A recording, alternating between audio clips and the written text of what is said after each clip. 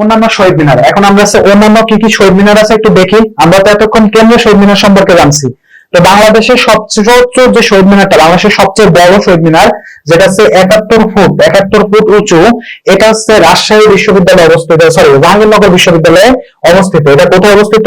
জাহাঙ্গীরনগর বিশ্ববিদ্যালয়ে অবস্থিত। তাহলে বাংলাদেশের সবচেয়ে বড় শহীদ মিনার কোথায় অবস্থিত? জাহাঙ্গীরনগর বিশ্ববিদ্যালয়ে। বহির্বিশ্বের প্রথম শহীদ মিনার নির্মাণ করা হয়েছে যুক্তরাজ্যে 1997 সালে। কোথায়? যুক্তরাজ্য। যুক্তরাজ্য মানে আছে ইংল্যান্ড, ইংল্যান্ড মানে আছে ব্রিটেন, একই কথা। তাহলে বাংলাদেশের সর্বোচ্চ শহীদ মিনার হচ্ছে 71 ফুট, সেটা জাহাঙ্গীরনগর বিশ্ববিদ্যালয়ে অবস্থিত। আর বহির্বিশ্বের প্রথম শহীদ মিনার নির্মিত হয় 1997 সালে যুক্তরাজ্যে। কোথায়? যুক্তরাজ্যে। দেন আমরা চলে যাচ্ছি যে শহীদদের স্মরণে আরো কিছু ভাস্কর্য আছে, সেগুলো আমরা একটু দেখি কি কি আছে। প্রথম যেটা আছে সেটা হচ্ছে মোদের গড়ব। মোদের গড়ব, এটা স্থপতি হচ্ছে অখিল পাল। কে? অখিল পাল। কোথায় অবস্থিত এটা? বাংলা একাডেমি চত্বরে। অমর 21, এটার স্থপতি হচ্ছে জাহানারা পারভিন। এটার স্থপতি জাহানারা পারভিন। কোথায় অবস্থিত? জাহাঙ্গীরনগর বিশ্ববিদ্যালয়ে। জাহাঙ্গীরনগর বিশ্ববিদ্যালয়। তাহলে মোদের গৌরব অখিল পাল, বাংলা একাডেমি চত্বর। অমর 21 জাহানারা পারভিন, জাহাঙ্গীরনগর বিশ্ববিদ্যালয়। তাহলে বারবার বলতেছি, মোদের গৌরব অখিল পাল, বাংলা একাডেমি চত্বর। অমর 21 জাহানারা পারভিন আর জাহাঙ্গীরনগর বিশ্ববিদ্যালয়ে অবস্থিত।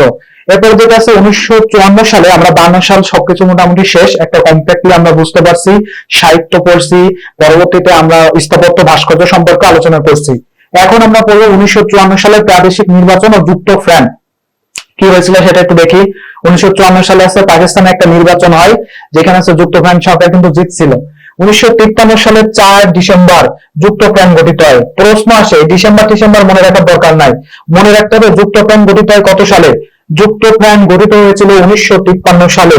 এতে অংশ নেয় পূর্ব পাকিস্তানের আওয়ামী মুসলিম লীগ, তখন তো আওয়ামী লীগের সভাপতি ছিল হচ্ছে ভাসানী, আর শেখ মুজিবুর রহমান ছিল হচ্ছে সেক্রেটারি, আর ছিল হচ্ছে কৃষক প্রজা পার্টি শেরেবাংলা কে ফজলুল হকের, নিজামে ইসলামী পার্টি মৌলানা আতাউর আলী খানের ও বামপন্থী গণতান্ত্রিক পার্টি হাজী দানেশের, সব মিলায় 4টি দল নিয়ে যুক্তফ্রন্ট গঠিত হয়।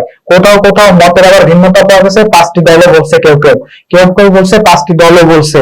খেলাফতে নিজামী বলে একটা দল ছিল, খেলাফতে নিজামী, ওইটারে কিন্তু যুক্তফ্রন্ট তাদের সাথে নিয়ে নেয়, তারা আসতে চাইছিল বাট নিয়ে নেয়। তাহলে কি বলছি, 1953 সালে যুক্তফ্রন্ট গঠিত হয়। যুক্তফ্রন্টে দল ছিল 4টি। কয়টি? 4টি। জাস্ট এই পয়েন্টটা মনে রাখলেই হবে। এরপর আছে নির্বাচনে যুক্তফ্রন্টের প্রতীক ছিল কিন্তু নৌকা, এটা আসে। যুক্তফ্রন্টের প্রতীক কি ছিল? নৌকা। 21 দফা কর্মসূচির ভিত্তি, 21 দফা কর্মসূচি দিয়েছিল কে? যুক্তফ্রন্ট। এই 21 দফা কর্মসূচির মধ্যে প্রথম দফাটা ছিল হচ্ছে রাষ্ট্রভাষা বাংলা চাই। রাষ্ট্রভাষা কি হবে? বাংলা চাই। এই 21 দফার উপর ভিত্তি করেই কিন্তু নির্বাচন করছিল, এবং সেই নির্বাচনে 237টি আসনের মধ্যে 223টি আসনে জয়লাভ করছিল হচ্ছে যুক্তফ্রন্ট। 223টি আসনে জয়লাভ করে যুক্তফ্রন্ট। 1954 সালে যুক্তফ্রন্ট মন্ত্রিসভা গঠন করেছিল শেরেবাংলা একে ফজলুল হক। মুখ্যমন্ত্রী হয়েছিলেন শেরেবাংলা একে ফজলুল হক, আর শেখ মুজিবুর রহমান ছিলেন মন্ত্রিসভার কৃষি, বন, সমবায় ও পল্লী উন্নয়ন মন্ত্রী। কৃষি, বন, সমবায় ও পল্লী উন্নয়ন মন্ত্রী বঙ্গবন্ধুর যিনি সব পড়তে হবে, এটা কোনোভাবেই কিন্তু ভোলা যাবে না। তাহলে কি বলছি, মন্ত্রিসভার মুখ্যমন্ত্রী হন একে ফজলুল হক, শেখ মুজিবুর রহমান ছিলেন মন্ত্রিসভার কৃষি, বন, সমবায় ও পল্লী উন্নয়ন বিষয়ক মন্ত্রী। যুক্তফ্রন্টের সরকার মাত্র 56 দিন ক্ষমতায় ছিল। কয়দিন? মাত্র 56 দিন ক্ষমতায় ছিল। যুক্তফ্রন্টের সরকার ছিল 56 দিন ক্ষমতায়। এরপরে কিন্তু আসলে যে গোলাম মোহাম্মদ, যে আমাদের গভর্নর ছিল, পাকিস্তানের তৎকালীন গভর্নর ছিল, তিনি হচ্ছে ফজলুল হকের মন্ত্রিসভা ভেঙে দেন। কি করেন? ভেঙে দিছিলেন। ভেঙে দেওয়ার পর যুক্তফ্রন্টের সরকার শেষ। তো আমরা এখন আসলে আমরা একটু প্রক্ষৌকণিকা গুলো একটু দেখে নিই। পূর্ব পাকিস্তান মুসলিম লীগের বিপক্ষে সমবেত 4টি দল নিয়ে, কয়েকটি দল? 4টি দল নিয়ে যুক্তফ্রন্ট গঠিত হয়। 1954 সালে যুক্তফ্রন্টের নির্বাচনে পরিচালিত হয়েছে 21 দফার ভিত্তিতে। কত দফার ভিত্তিতে? 21 দফার ভিত্তিতে। 21 দফা দাবির প্রথম দফা ছিল বাংলাকে পাকিস্তানের অন্যতম রাষ্ট্রভাষার স্বীকৃতি অর্জন। 4 এপ্রিল 1954 যুক্তফ্রন্ট সরকারের মুখ্যমন্ত্রী হন হচ্ছে একে ফজলুল হক। যুক্তফ্রন্টের কৃষি, বন, সমবায় ও পল্লী উন্নয়ন মন্ত্রী ছিলেন শেখ মুজিবুর রহমান। Very important.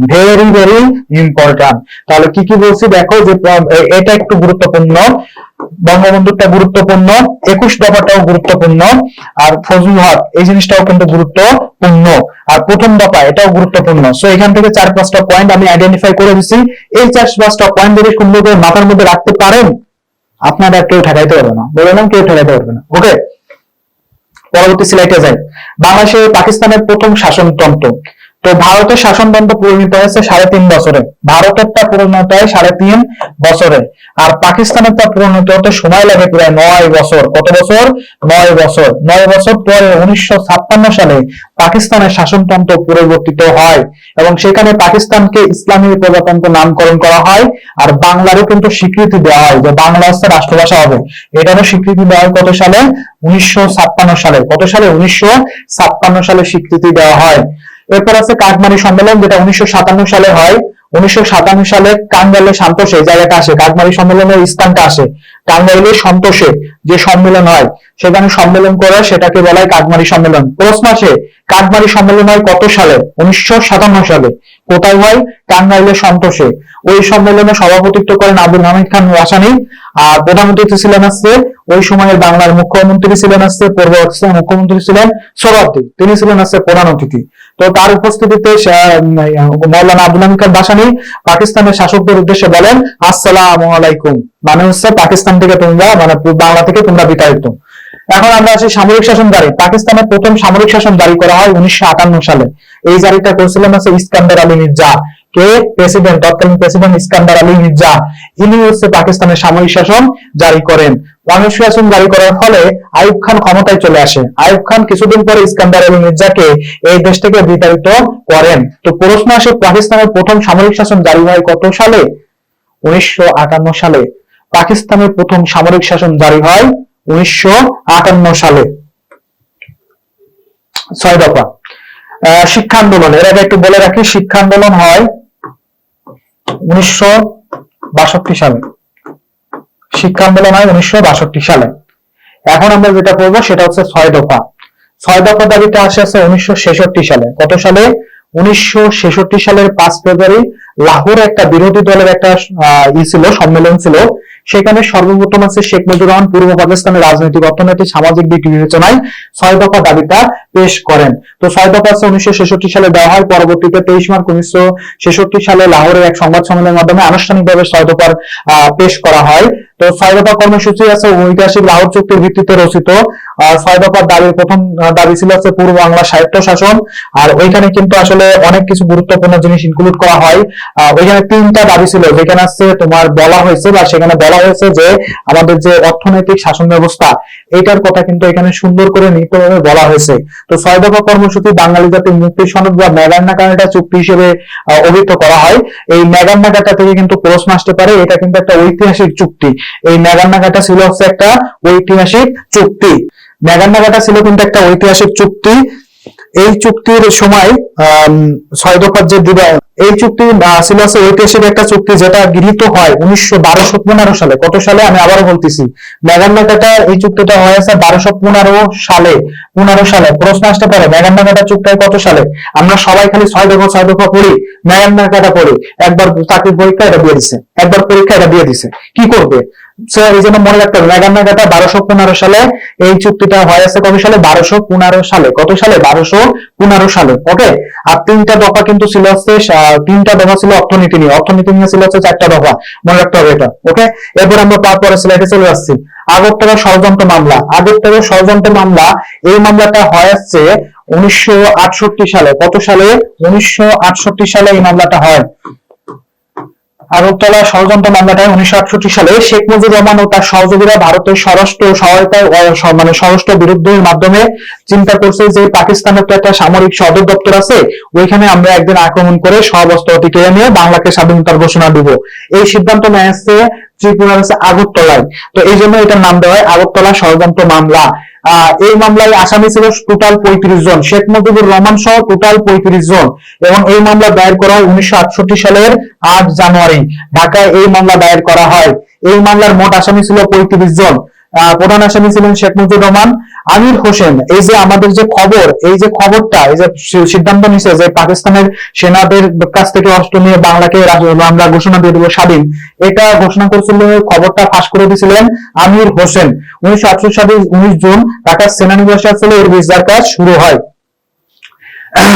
তো এরপরে আসলে ছাত্রছাত্রীরা খুব অসন্তোষ হয়ে ওঠে যে না, আমরা আসলে মানি না এইসব বিচার টিচার, আমরা মানি না। এই জন্য 68 ছাত্রের অসন্তোষ, এটা সবচেয়ে গুরুত্বপূর্ণ একটা ভূমিকা ছিল, এবং আব্দুল হামিদ খান ভাসানী সবার কর্মসূচি ছিল এখানে। এরপরে কিন্তু তীব্র গণ অভ্যুত্থান শুরু হয়ে যায়। গণ অভ্যুত্থানের ফলে 20 জানুয়ারি ঢাকা বিশ্ববিদ্যালয়ের ছাত্র নেতা আসাদ, তাকে কিন্তু গুলি করে মেরে ফেলা হয়। এই জন্য কিন্তু ঢাকা একটা গেট আছে, আইব গেট, তার নামকরণ করা হয়েছে আসাদ গেট। এরপর 24 জানুয়ারি 1969 নবকুমার ইনস্টিটিউটের ছাত্র মতিউর রহমান মৃত্যুবরণ করেন। কে করেন? নবকুমার ইনস্টিটিউটের ছাত্র মতিউর রহমান। এই জন্য 24 জানুয়ারিকে কিন্তু বলা হয় গণ অভ্যুত্থান দিবস। কি বলা হয়? গণ অভ্যুত্থান দিবস। এটা মনে রাখতে হবে, গণ অভ্যুত্থান দিবস বলা হয় 24 জানুয়ারিকে, গণ অভ্যুত্থান দিবস বলা হয় 24 জানুয়ারিকে। আর মতিউর দিবসও কিন্তু বলা হয়। শেরেবাংলা নগর আর গেট আছে, আইব গেট আছে, আইব গেটের নামকরণ করা হয়েছে আসাদ গেট। বঙ্গভবনের সামনে মতিউর রহমানের শিশু উদ্যান আছে। 20 জানুয়ারি আছে শহীদ আসাদ দিবস। 15 ফেব্রুয়ারি আগরতলা ষড়যন্ত্র মামলার অন্যতম আসামি সার্জেন্ট জহুরুল হককে হত্যা করা হয়। আগরতলা ষড়যন্ত্র মামলার অন্যতম আসামি সার্জেন্ট জহুরুল হককে হত্যা করা হয়। আর 18 ফেব্রুয়ারি রাজশাহী বিশ্ববিদ্যালয়ের কেমিস্ট্রি ডিপার্টমেন্টের রসায়ন বিভাগের অধ্যাপক ডক্টর শামসুজ্জোহাকে হত্যা করা হয়। ডক্টর শামসুজ্জোহাকে হত্যা করা হয়েছিল। পূর্ব পাকিস্তানে ব্যাপক গণ আন্দোলন দেখা যায়। এর ফলে কি হয়? গণ আন্দোলন দেখা যায়। এবং এই গণ আন্দোলন ফলে তখন আসলে অনেক জায়গায় কিন্তু দেখবা ঢাকা বিশ্ববিদ্যালয়ের সার্জেন্ট জহুরুল হক হল আছে, রাজশাহী বিশ্ববিদ্যালয়ের শামসুজ্জোহা হল আছে। আর শামসুজ্জোহা হলের কিন্তু শামসুজ্জোহা স্মরণে কিন্তু তার স্মৃতিস্তম্ভও কিন্তু রাজশাহী বিশ্ববিদ্যালয়ে আছে। আইয়ুব খান 1969 সালে 22 ফেব্রুয়ারি আগরতলার ষড়যন্ত্র মামলা প্রত্যাহার এবং বন্দীদের নিঃশর্ত মুক্তিদান করেন।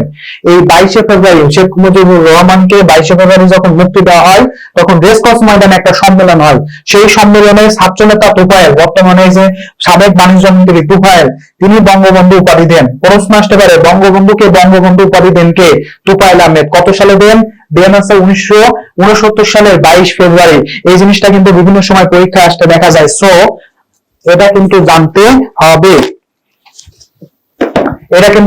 হবে, কি বললাম বুঝতে পারছেন? এটা কিন্তু জানতে হবে। তো শামসুজ্জোহার স্মরণে আমি একটু বলছিলাম যে শামসুজ্জোহা আছে, যেটা জোহার স্মরণে একটা কিন্তু করা হয়, স্মৃতিস্তম্ভ করা হয়, যেটা নাম দেয় কিন্তু স্ফুলিঙ্গ। কি নাম দেওয়া হয়?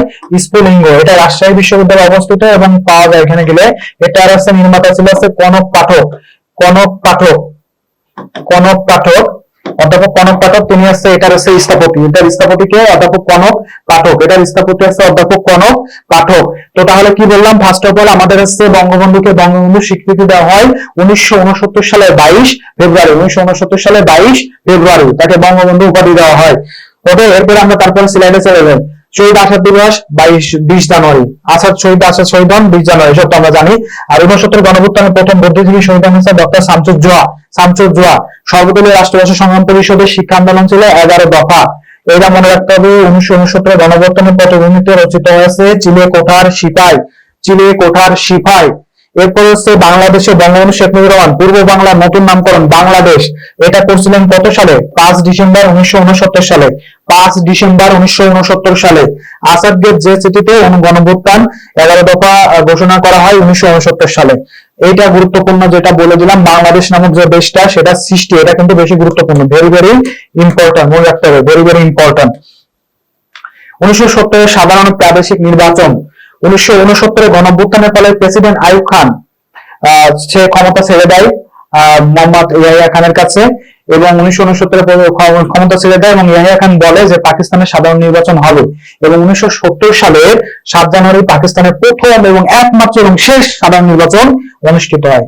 তাই পাকিস্তানের একমাত্র প্রথম এবং শেষ সাধারণ নির্বাচন হচ্ছে 1970 সালের 7 ডিসেম্বর হয়। কত সালে? 1970 সালের 7 ডিসেম্বর। তো সেই আসন নির্বাচনে কিন্তু জাতীয় পরিষদের 300 আসনের মধ্যে আওয়ামী লীগ 160টি, আর সংরক্ষিত 13টির মধ্যে 7টি, সব মিলে 313টি আসনের মধ্যে 167টি আসন পায়। 167টি আসন লাভ করেন। আর পূর্ব পাকিস্তানের প্রাদেশিক নির্বাচনে নির্বাচিত আসন আছে প্রাদেশিকের 300 আসনের মধ্যে আওয়ামী লীগ পায় হচ্ছে 288টি, আর সংরক্ষিত 10টার মধ্যে 10টাই পায়। মোট 310 আসনের মধ্যে 298টি, এই দেশের 298টি আসনে জয়ী হয়। এই দেশের 298টি আসনে জয়ী হয়। এখন আমরা আসলে কিছু প্র্যাকটিস করব, কারণ আমরা পাকিস্তানের শাসন আমল কিন্তু অলরেডি আমাদের কিন্তু শেষ। সো আমরা এখন কি করব, কিছু প্রশ্ন প্র্যাকটিস করে দেখি আসলে আমাদের কনসেপ্ট পড়লাম সেটার আসলে ধারাবাহিকতা কি, আমাদের কিছু মনে আছে কিনা। সো আমরা এখন কিছু প্রশ্ন প্র্যাকটিস করি। সর্বপ্রথম যেটা আছে যে ইস্ট ইন্ডিয়া কোম্পানি গঠিত হয় কত সালে? ইস্ট ইন্ডিয়া কোম্পানি আমরা কিন্তু বলছি যে 1600 সালে গঠিত হয়। কত সালে?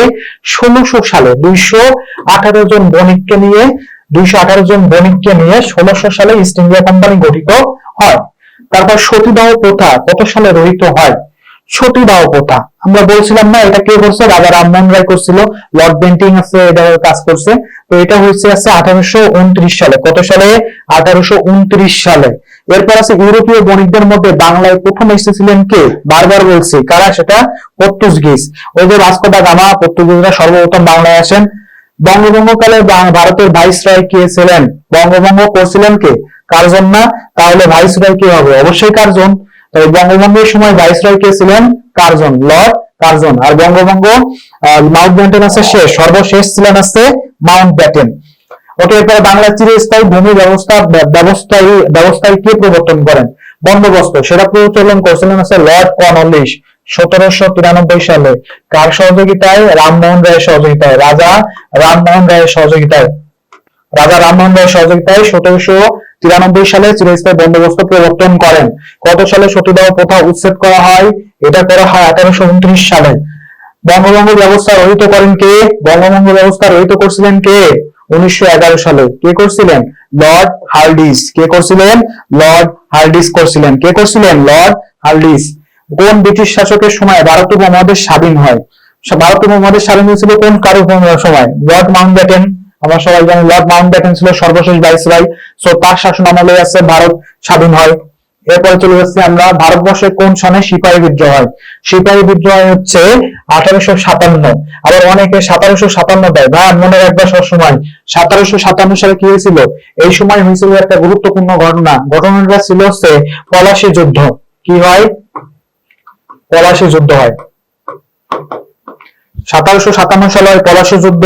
1857 সালে হচ্ছে মূলত সিপাহী বিদ্রোহ হয়। ইস্ট ইন্ডিয়া কোম্পানির শাসন বিলুপ্ত করে ভারতকে সরাসরি ব্রিটিশ শাসকের অধীনে আনা হয় কবে?